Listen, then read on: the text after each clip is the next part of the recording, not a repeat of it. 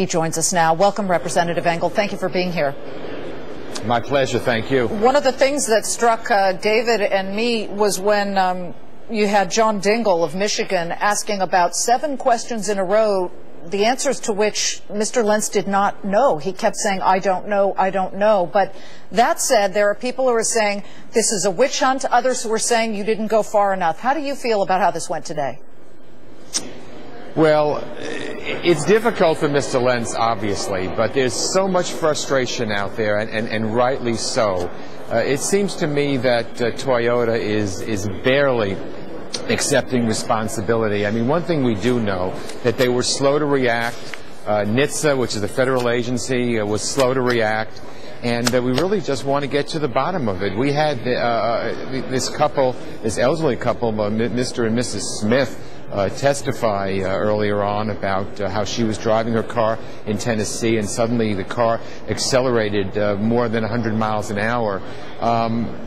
This acceleration, and we heard other experts tell us, doesn't seem to be from sticky floor mats or gas pedals that stick. It really seems to be an electronical failure. Now, the COO of Toyota denies that and says that there's no electronical failure, but clearly there's something that just doesn't smell right here. At the very, very least, Toyota tried to hide it, conceal it, not get to the bottom of it, and NHTSA did as well. There's a reason why there have been 19 deaths in the past decade from Toyotas, people driving Toyotas from the acceleration, which is twice as many deaths as all the other cars combined.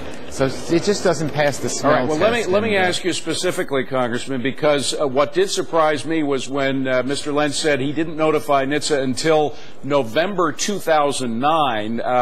That's several years after internally they noted the problem. Did that surprise you?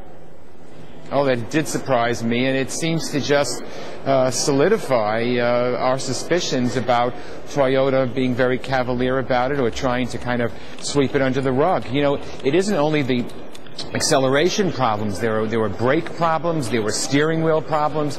There seemed to be a lot of problems, and I think that Toyota's attitude was, well, let's just keep quiet about it and maybe nobody will find out. Okay, why do you say that that's what the attitude was? And one of the interesting things that I did see pointed out here was that they were asking why, when many of the cars that have been recalled don't really match where some of these people were getting up and saying, we had this problem with our car, aren't those cars being recalled?